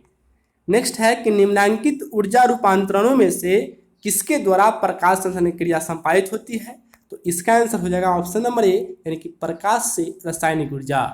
अगला है कि प्रकाश संश्लेषण में पर्णहरित की भूमिका क्या है? तो प्रकाश संश्लेषण में पर्णहरित का काम क्या है? इसका काम है प्रकाश का अवशोषण करना। अगला है कि प्रकाश संश्लेषण में पौधे कौन सी गैस का अवशोषण करते हैं? आंसर होगा कार्बन डाइऑक्साइड का। नेक्स्ट है कि ऑक्सीजन जो प्रकाश संश्लेषण में उत्पन्न होती है कहाँ से आती है? तो इसका आंसर होगा कि जल से। ऑक्सीजन प्रकाश संश्लेषण के बाद जो निकलती है वह जल से उत्पन्न होती है। नेक्स्ट है कि प्रकाश संश्लेषण कहाँ होता है, तो इसका आंसर होगा क्लोरोप्लास्ट में। नेक्स्ट है कि प्रकाश संश्लेषण का प्रथम स्थिर यौगिक क्या है, आंसर हो जाएगा ग्लूकोज। नेक्स्ट है कि ऐसी जैव क्रिया जिसमें शर्करा तथा वसा का ऑक्सीजन होता है तथा ऊर्जा मुक्त होती है कहलाती है क्या, तो इसका आंसर होगा ऑप्शन नंबर ए यानी कि श्वसन। नेक्स्ट है कि श्वसन मापक यंत्र मापन यंत्र क्या कहलाता है, श्वसन मापन यंत्र, तो श्वसन मापन यंत्र को रेस्पिरोमीटर कहा जाता है। नेक्स्ट है कार्बन डाइऑक्साइड गैस मुक्त होती है, तो कार्बन डाइऑक्साइड गैस मुक्त किस क्रिया में होती है, आंसर होगा श्वसन के अंतर्गत। नेक्स्ट है कि रात्रि में वृक्षों के नीचे सोने की सलाह नहीं दी जाती है क्योंकि, तो इसका कारण है कि रात्रि में CO2 छोड़ा जाता है, पौधे जो होते हैं रात्रि में CO2 छोड़ते हैं, इसलिए रात्रि में वृक्षों के नीचे सोने की सलाह नहीं दी जाती है। गाँव घर में आप लोग कहेंगे कि जो लोगों को भूत पकड़ लेता है इसलिए ऐसा होता है। नेक्स्ट है कि ATP का अभिप्राय क्या है, तो ATP का फुल फॉर्म क्या होता है, एडोनोसिन ट्राइफॉस्फेट यानी कि ऑप्शन नंबर ए। नेक्स्ट है कि अनॉक्सी श्वसन में अंतिम उत्पाद क्या होता है, आंसर होगा ऑप्शन नंबर बी यानी कि इथाइल अल्कोहल। अगला है कि ऑक्सी श्वसन का अंतिम उत्पाद क्या होता है, तो इसका आंसर होगा ऑप्शन नंबर यानी कि CO2 तथा जल। नेक्स्ट है कि भूमि में अधिक गहराई पर बोए गए बीज प्रायः अंकुरित नहीं होते हैं क्योंकि, तो इसका आंसर होगा ऑप्शन नंबर ए, इन्हें वायु नहीं मिल पाती है। नेक्स्ट है कि कोशिका के भीतर श्वसन का केंद्र क्या होता है, आंसर हो जाएगा माइटोकॉन्ड्रिया। नेक्स्ट है कि ग्लाइकोलिसिस का अंतिम उत्पाद क्या होता है, आंसर हो जाएगा पायरुविक अम्ल। नेक्स्ट है कि निम्न में से कौन सा पादप हार्मोन है, तो साइटोकिनिन यह एक प्रकार का पादप हार्मोन है, बाकी सब जंतु हार्मोन है। नेक्स्ट है कि 2,4-D क्या है, तो 2,4-D एक प्रकार का खरपतवार नाशी है। नेक्स्ट है कि हार्मोन के संबंध में निम्न में से कौन सा कथन सही है, आंसर हो जाएगा ऑप्शन नंबर डी यानी कि उपयुक्त सभी कथन सही है। नेक्स्ट है कि इंडोल एसिटिक अम्ल क्या है, आंसर हो जाएगा ऑक्सीन। इंडोल एसिटिक अम्ल क्या है, तो यह ऑक्सीन है। नेक्स्ट है कि ऑक्सीन से संबंधित कौन सा कथन सत्य है, आंसर हो जाएगा उपर्युक्त सभी। नेक्स्ट है कि किस पादप हार्मोन के छिड़काव से अनिषेक फल प्राप्त किए जा सकते हैं, आंसर हो जाएगा ऑप्शन नंबर यानी कि ऑक्सीन। नेक्स्ट है कि निम्नलिखित में से कौन सा हार्मोन पादप कोशिकाओं को इस प्रकार बढ़ने के लिए प्रेरित करता है जिससे पादप प्रकाश की ओर मुड़ा हुआ प्रतीत होता है, तो आंसर हो जाएगा ऑप्शन नंबर बी यानी कि ऑक्सीन। नेक्स्ट है कोशिका विभाजन को मदद करने वाला पादप हार्मोन कौन है, तो कोशिका विभाजन को मदद करने वाला पादप हार्मोन है साइटोकाइनिन। अगला है कि निम्नलिखित में से कौन सा पादप हार्मोन बीजों की सुषुप्त अवस्था में रखता है तथा पत्तियों के विलयन में मुख्य भूमिका निभाता है, आंसर होगा ऑप्शन नंबर डी यानी एब्सिसिक एसिड जिसे कि ABA कहा जाता है। अगला है कौन सा प्राकृतिक फल पकाने वाला हार्मोन है, आंसर हो जाएगा एथिलीन। नेक्स्ट है कि प्रकाशानुवर्ती संचलन किसके द्वारा नियंत्रित किया जाता है, आंसर हो जाएगा ऑप्शन नंबर बी यानी ऑक्सीन के कारण। नेक्स्ट है कि पादप वृद्धि हार्मोन जिबरेलिन किससे निकाले जाते हैं, आंसर हो जाएगा कवक से। अगला है कि निम्न में कौन एक खरपतवार मारक है, आंसर हो जाएगा ऑप्शन नंबर बी यानी कि 2,4-D। नेक्स्ट है कि पादप वृद्धि अनुमापन के साथ किस भारतीय वैज्ञानिक का नाम जुड़ा है, आंसर होगा JC बोस यानी कि जगदीश चंद्र बोस। नेक्स्ट है कि निम्न में से किस पेड़ को अपनी वृद्धि के लिए सर्वाधिक मात्रा में जल की आवश्यकता होती है, आंसर हो जाएगा ऑप्शन नंबर डी यानी कि यूकेलिप्टस। नेक्स्ट है कि ऑक्जेनोमीटर का प्रयोग कहाँ करते हैं, आंसर हो जाएगा वृद्धि को मापने के लिए। नेक्स्ट है कि पौधों में वृद्धि होती है, तो आंसर हो जाएगा जीवन पर्यंत यानी कि जीवन भर पौधा बढ़ता रहता है। नेक्स्ट है कि समय और आकार के संदर्भ में होने वाली वृद्धि को ग्राफ पर अंकित करने पर S के आकार का वक्र बनता है, इसे क्या कहते हैं, आंसर हो जाएगा सिग्माइड वक्र। नेक्स्ट है कि पौधों की लंबाई में वृद्धि के लिए आवश्यक नहीं है, तो दिए गए ऑप्शंस में से सोडियम आवश्यक नहीं है, बाकी ये तीनों आवश्यक हैं। नेक्स्ट है कि पौधों की वृद्धि गतियाँ जो प्रकाश उद्दीपन के कारण होती है उन्हें क्या कहा जाता है, इसका आंसर होगा ऑप्शन नंबर बी यानी कि हेलियोट्रोपिज्म। नेक्स्ट है कि बाह्य उद्दीपनों द्वारा प्रेरित पादप गति क्या कहलाती है, आंसर हो जाएगा कंपानुकुंचन गति। नेक्स्ट है कि छुई मुई की पत्ती में गति होती है, तो इसमें जो होती है वह कंपानुकुंचन गति होती है। नेक्स्ट है कि स्पर्श करने पर छुई मुई पौधे की पत्तियां मुरझा जाती है क्योंकि, तो इसका आंसर होगा ऑप्शन नंबर बी यानी कि पर्णाधार का स्फीति दाब बदल जाता है। अगला है कि सूर्य के प्रकाश की ओर बढ़ते हुए प्ररोह का मुड़ना क्या कहलाता है, तो आंसर हो जाएगा हेलियोट्रोपिज्म। नेक्स्ट है कि किसी आधार के चारों ओर मटर के परतान का लिपटना एक अच्छा उदाहरण है, तो यह एक अच्छा उदाहरण है स्पर्शानुवर्तन का। नेक्स्ट है कि सनड्यू तथा विनस फ्लाई ट्रैप कीटभक्षी पौधों में गति होती है। तो इसमें जो गति होती है वह स्पर्शानुकुंचनी गति होती है। नेक्स्ट है कि जड़ें धनात्मक भूम्यानुवर्तन होती है। तो इसका आंसर होता है कि अधिकांश जड़ें जो होती है धनात्मक भूम्यानुवर्तन होती है। नेक्स्ट है कि मृदा द्वारा जल के अवशोषण से संबंधित सिद्धांत क्या है। आंसर क्या हो जाएगा, ऑप्शन नंबर बी यानी केशिका क्रिया। नेक्स्ट है किस रूप में पौधे नाइट्रोजन ग्रहण करते हैं, जिस रूप में पौधे नाइट्रोजन ग्रहण करते हैं वह क्या है। तो इसका आंसर होगा ऑप्शन नंबर बी यानी कि नाइट्रेट के रूप में। नेक्स्ट है कि पौधों में पत्ते के पृष्ठ पर पाए जाने वाले लघु छिद्रों का नाम क्या है। आंसर हो जाएगा रंध्र। अगला है कि बौने पौधे को किसके अनुप्रयोग से लंबा किया जा सकता है। तो इसका आंसर होगा साइटोकाइनिन। नेक्स्ट है कि पशुओं में हीमोग्लोबिन के सदृश पौधों में कौन सा अणु होता है। आंसर हो जाएगा ऑप्शन नंबर डी यानी क्लोरोफिल। नेक्स्ट है कि पादप रोगों का सबसे उत्तरदायी कारक कौन है। तो आंसर हो जाएगा फफूंदी। अगला है कि पौधों का रोग प्रतिरोधी बनाया जाता है। तो इसका आंसर हो जाएगा जंगली किस्म के प्रजनन करा के। नेक्स्ट है कि हरित वाली रोग किस पर संबंधित है। आंसर हो जाएगा बाजरा से। नेक्स्ट है कि टिक्का रोग किससे संबंधित है। आंसर होगा मूंगफली से। नेक्स्ट है कि धान में खाय रोग किसकी कमी से किसके कारण होता है। तो इसका आंसर होगा जस्ता की कमी के कारण। नेक्स्ट है कि चाय में लाल रस्ट रोग किसके कारण होता है। आंसर हो जाएगा हरे शैवाल के कारण। नेक्स्ट है कि नींबू का कैंकर रोग किससे होता है। तो इसका आंसर होगा जीवाणु के कारण।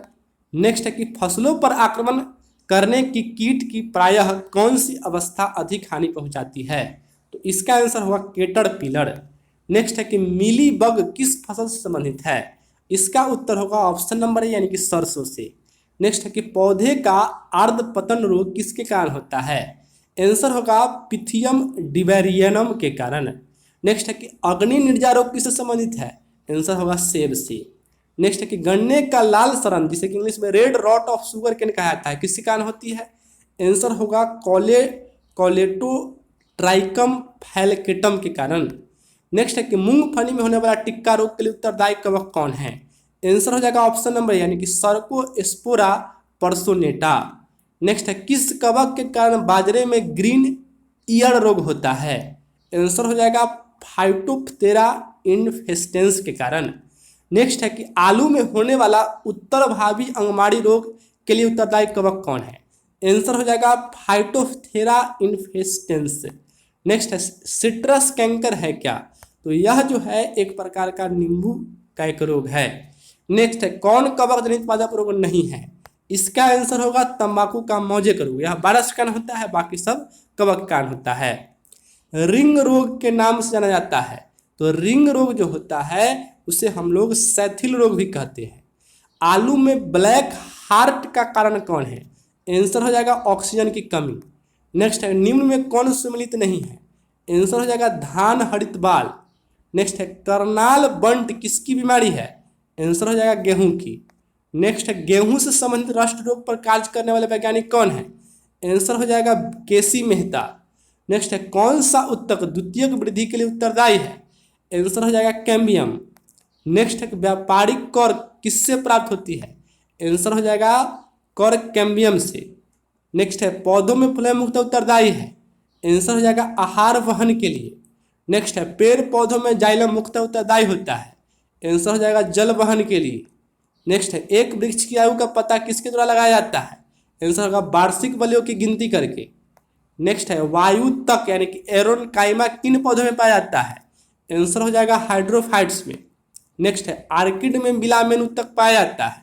आंसर हो जाएगा मूलों में। नेक्स्ट है कि निम्न में किसकी सक्रिय के कारण वृद्धि वलय बनती है। आंसर हो जाएगा अंतःरंभीय एधा के कारण। नेक्स्ट है कि समुद्र के किनारे उगने वाले वृक्षों में वार्षिक वलय नहीं होते हैं क्योंकि। इसका आंसर होगा स्पष्ट जलवायवीय विभिन्नता नहीं होती है। नेक्स्ट है एक वृक्ष के पुराने तने की अनुप्रस्थ काट में 50 वार्षिक वलय मिलते हैं, वृक्ष की आयु कितनी होगी। आंसर हो जाएगा 50 वर्ष।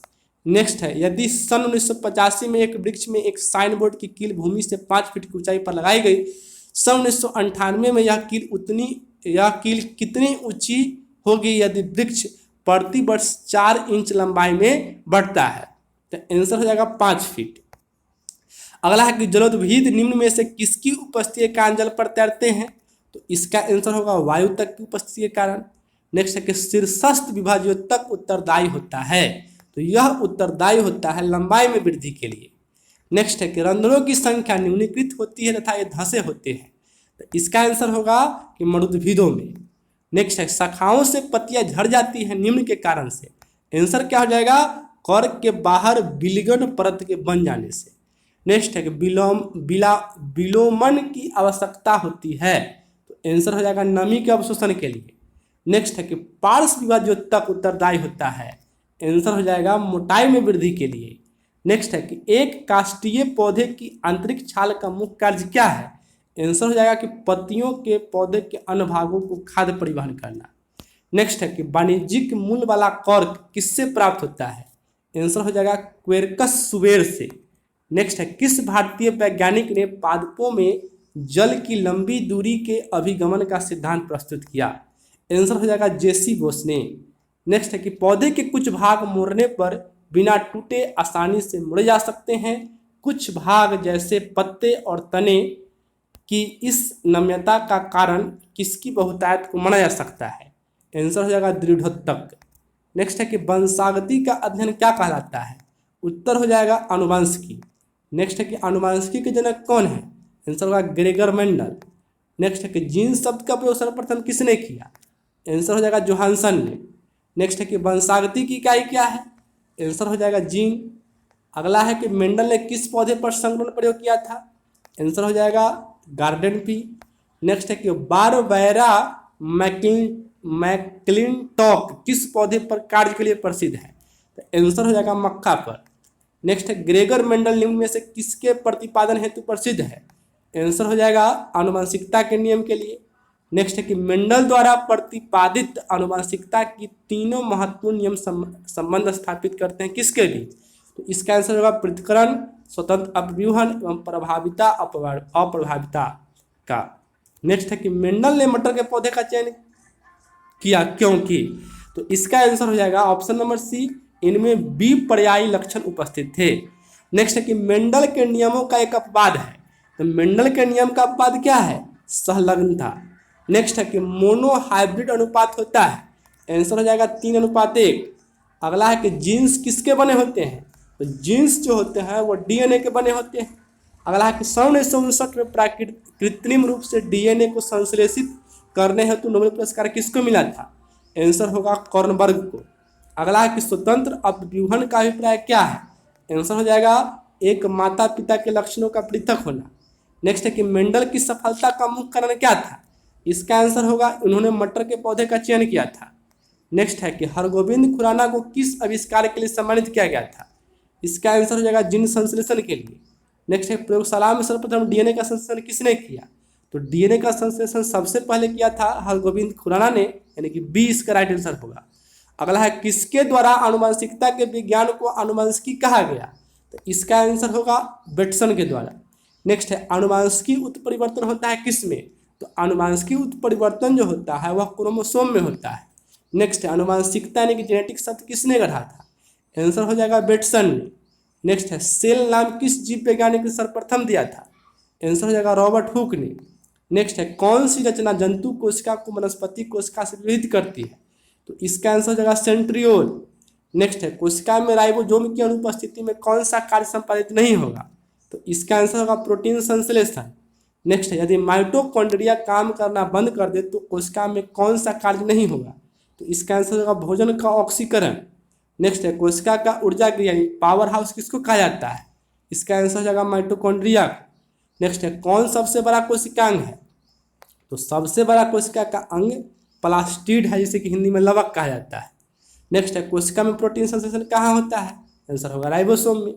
नेक्स्ट है कि पादप कोशिका का सबसे बाहरी आवरण क्या कहलाता है? तो पादप कोशिका का सबसे बाहरी आवरण कोशिका भित्ति कहलाता है। नेक्स्ट है कोशिका को एक निश्चित रूप प्रदान करती है कौन? तो कोशिका को एक निश्चित रूप प्रदान करने का काम करती है कोशिका भित्ति। नेक्स्ट है कि कोशिका द्रव में उपस्थित महीन साकृत झिल्लीदार और अनियमित नलिकाएं का घना जाल क्या कहलाता है? आंसर हो जाएगा अंतःप्रद्रवी जालिका, जिसे कि इंग्लिश में इंडोप्लाज्मिक रेटिकुलम कहा जाता है। नेक्स्ट है कौन सा कोशिकांग केवल पादप कोशिका में पाया जाता है? तो इसका आंसर हो जाएगा कोशिका भित्ति, लवक क्या यानी कि सभी। नेक्स्ट है कि कोशिकीय श्वसन का सक्रिय स्थल क्या है, आंसर हो जाएगा माइटोकॉन्ड्रिया। नेक्स्ट है कि अवर्णी लवक जिसे कि ल्यूकोप्लास्ट कहा जाता है मुख्यतः कहाँ पाए जाते हैं, तो अवर्णी लवक जो होते हैं वो मुख्यतः जड़ों की कोशिका में पाए जाते हैं। नेक्स्ट है कि फूलों और बीजों को विभिन्न प्रकार के आकर्षक रंग प्रदान करता है कौन, तो इसका आंसर क्या हो जाएगा क्रोमोप्लास्ट। नेक्स्ट है कि पत्तियों को हरा रंग प्रदान करता है कौन, तो पत्तियों को हरा रंग प्रदान करता है क्लोरोप्लास्ट। नेक्स्ट है कि कोशिका की आत्महत्या की थैली किसे कहते हैं, आंसर होगा लाइसोसोम को। नेक्स्ट है कि लाइसोसोम में पाया जाने वाला वह एंजाइम जिनमें जीव द्रव को घुला देने या नष्ट कर देने की क्षमता होती है क्या कहलाता है, तो इसका आंसर क्या होगा ऑप्शन नंबर डी यानी कि हाइड्रोलाइटिक एंजाइम। नेक्स्ट है कि 80% से अधिक सेल में पाया जाने वाला पदार्थ कौन है, आंसर क्या हो जाएगा जल। नेक्स्ट है किसकी उपस्थिति के कारण किसी पादप कोशिका और पशु कोशिका में अंतर पाया जाता है, तो आंसर इसका हो जाएगा ऑप्शन नंबर बी यानी कोशिका भित्ति। नेक्स्ट है कि गोल्जी काय का प्रमुख कार्य क्या है, तो गोल्जी काय का प्रमुख कार्य है स्रावी। नेक्स्ट है कौन सी कोशिकांग डीएनए रखता है, तो डीएनए इसमें से रखता है सेंट्रियोल। नेक्स्ट है कि कौन सी कोशिकांग प्रोटीन संश्लेषण में प्रमुख भूमिका निभाती है, तो इसका आंसर होगा ऑप्शन नंबर बी यानी कि एंडोप्लाज्मिक रेटिकुलम एवं राइबोसोम। नेक्स्ट है कि प्रोग्राम्ड सेल डेथ का कोशिकीय एवं आणविक नियंत्रण क्या कहलाता है, तो इसका आंसर हो जाएगा एजिंग। नेक्स्ट है कि कौन सा अंगक प्रायः जंतु कोशिका में उपस्थित नहीं होता है, तो इसका आंसर हो जाएगा लवक। नेक्स्ट है कि लाइसोसोम्स का क्या कार्य है, तो लाइसोसोम का कार्य होता है अंतःकोशिकीय पाचन में। नेक्स्ट है कोशिका भित्ति होती है किसमें, तो कोशिका कैसी होती है, तो कोशिका भित्ति जो होती है वह अपरगम होती है, कोशिका भित्ति परगम होती है। नेक्स्ट है कि माइटोकॉन्ड्रिया के भीतरी बलन क्या कहलाता है, आंसर होगा क्रिस्टी। नेक्स्ट है माइटोकॉन्ड्रिया किसमें उपस्थित होता है, तो माइटोकॉन्ड्रिया जो है वह जीवाणु में उपस्थित होता है। नेक्स्ट है कि जीव द्रव यानी कि प्रोटोप्लाज्म शब्द का प्रयोग सर्वप्रथम किसने किया था, आंसर हो जाएगा पुरकिंजे ने। नेक्स्ट है कि जीव द्रव जीवन का भौतिक आधार है, यह कथन किसका है, आंसर हो जाएगा हक्सले का। नेक्स्ट है कि डीएनए के द्विहेलिक्स प्रारूप को पहली बार किसने प्रतिपादित किया था, आंसर हो जाएगा वाटसन एवं क्रिक ने। नेक्स्ट है कि न्यूक्लियस की खोज किसने की, तो न्यूक्लियस की खोज किया था ब्राउन ने। नेक्स्ट है कि कोशिका की क्रियात्मक गतिविधियां नियंत्रित होती है किसके द्वारा, आंसर हो जाएगा केंद्रक के द्वारा। नेक्स्ट है कि गुणसूत्र यानी क्रोमोसोम शब्द किसने प्रदान किया था, तो नेक्स्ट है इसका आंसर होगा बाल्डेयर ने। नेक्स्ट है कि अंतःप्रदव्य जालक यानी कि इंडोप्लाज्मिक रेटिकुलम की खोज किसने की, तो इसका आंसर होगा पोर्टर ने। नेक्स्ट है कि इलेक्ट्रॉन सूक्ष्मदर्शी की खोज किसने किया था, आंसर होगा नॉल तथा रस्का ने। नेक्स्ट है कि वास्तविक केंद्रक किसमें अनुपस्थित होता है, तो इसका आंसर क्या हो जाएगा ऑप्शन नंबर यानी कि जीवाणुओं में।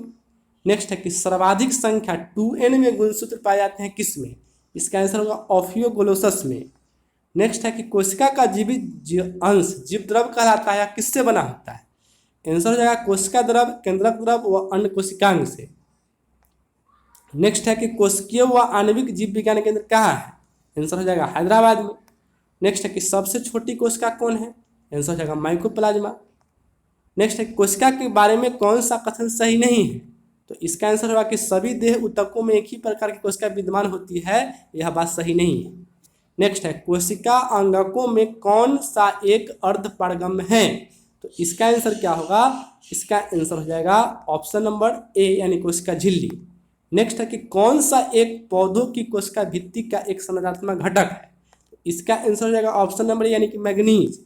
नेक्स्ट है कि न्यूक्लियस के बाहर डीएनए कहाँ मिलता है, आंसर हो जाएगा ऑप्शन नंबर सी यानी कि माइटोकॉन्ड्रिया में।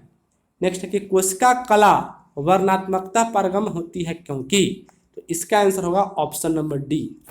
तो ये था पहला मास्टर वीडियो का अंतिम क्वेश्चन। आप लोग को ये वीडियो कैसा लगा कमेंट करके जरूर बताइएगा।